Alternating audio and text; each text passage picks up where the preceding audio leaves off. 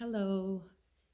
Today is March 30th, 2020, and I want to talk a little bit about waking up. Um, and not necessarily in the larger sense that we do have this opportunity and in a collective consciousness kind of way to kind of wake up, to shed some of the unnecessary habits or expectations we've had on ourselves and on our society, and to, it's an opportunity to recognize these things that aren't serving us, that aren't useful to us in a sustainable and in a heart-centered, loving way. And it's an opportunity to wake up and collectively and prioritize and focus on what can serve us. So, there is an opportunity for a collective global wake up. Sure, every problem that we do face as we live this life, as individuals, as a family, as a partnership, and as larger groups, every problem we face is an opportunity.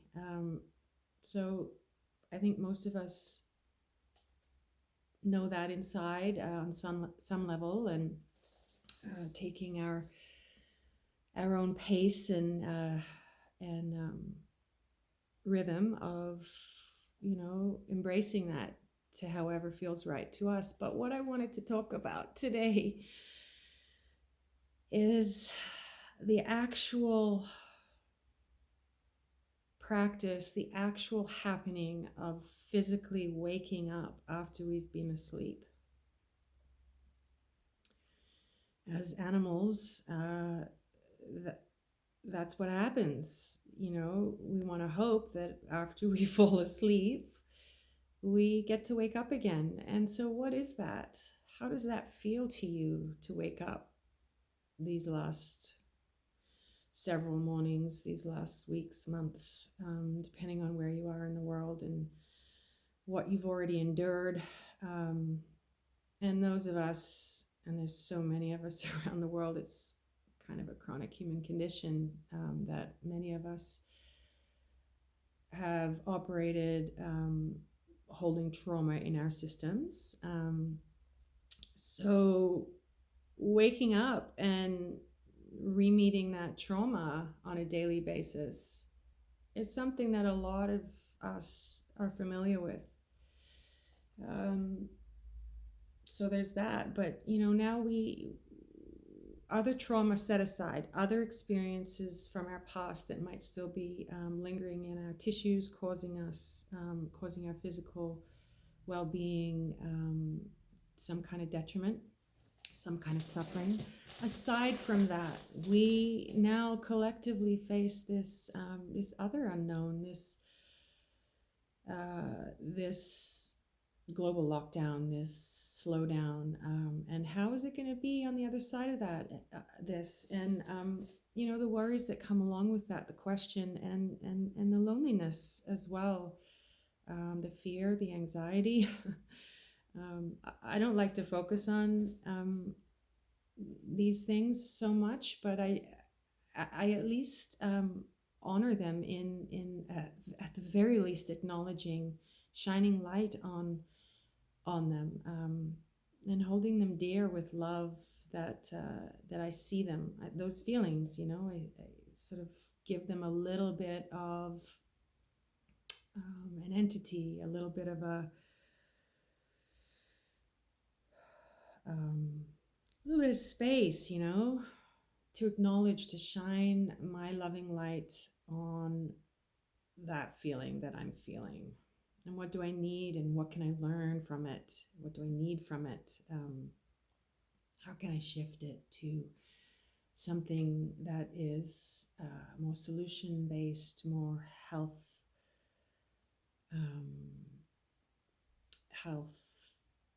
perpetuating thoughts, which are, the hopeful thoughts, the healthy thoughts, the loving thoughts.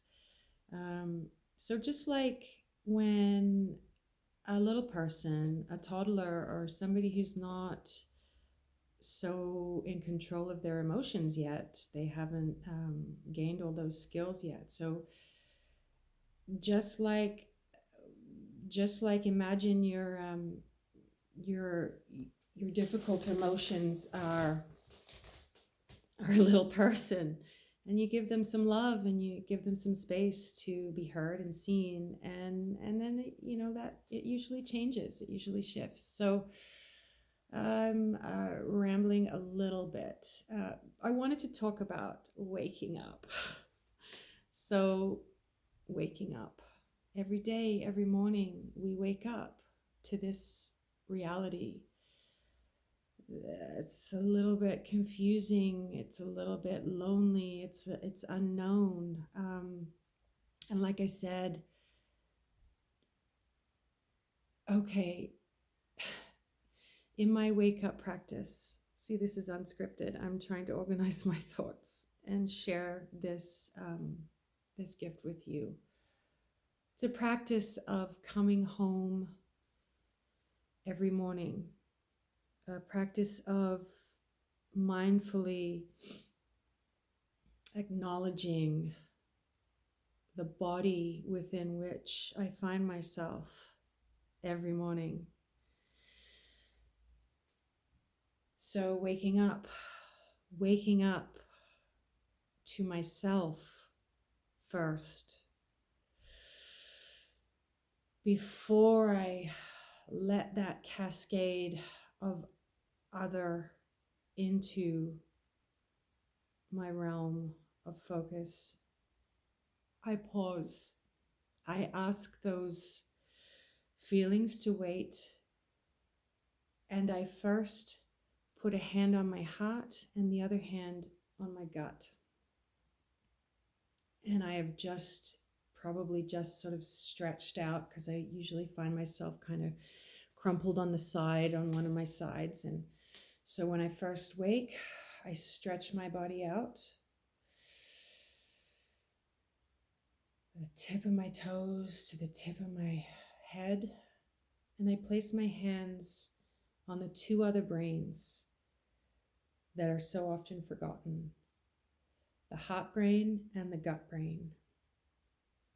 And I pay homage to them, and I acknowledge the work, the physical genius that they operate within every single moment that I'm alive, allowing me to be alive, allowing this bubble on top of my shoulders to have all these thoughts and to instruct these hands to do things.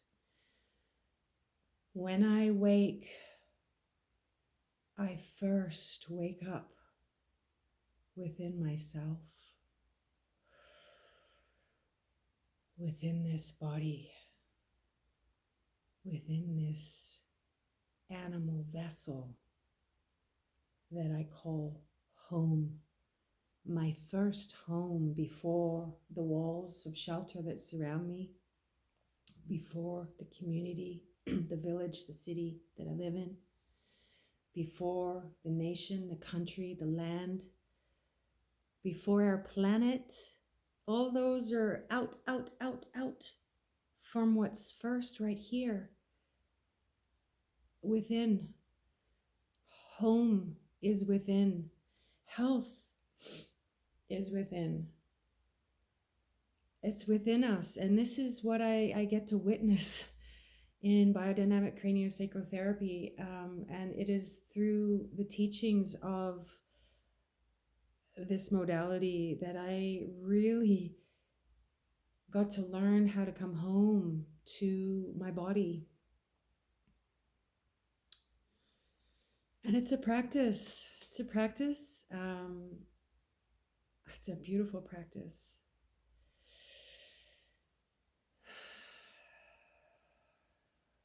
So when we wake up every morning, Let us first wake up within ourselves, truly acknowledging the genius, the intelligence far greater than our own that allows us to be here.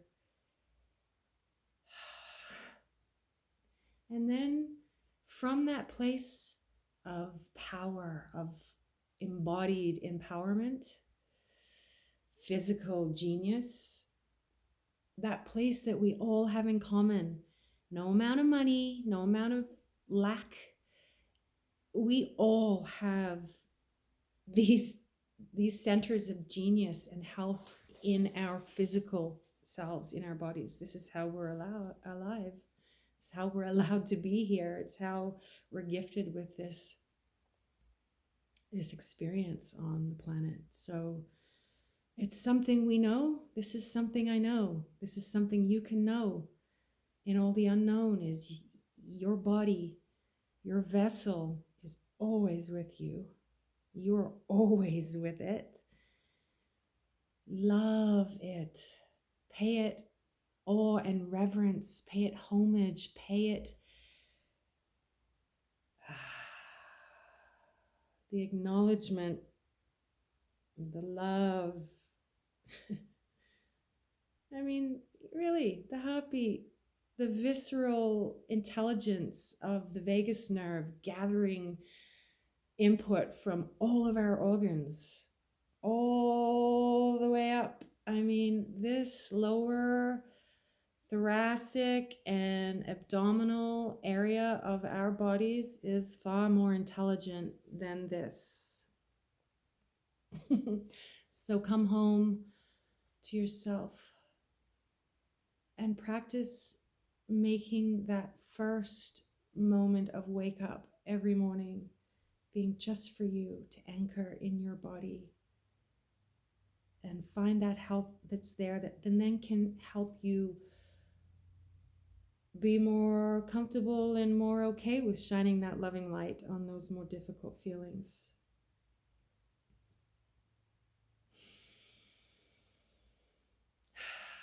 So waking up.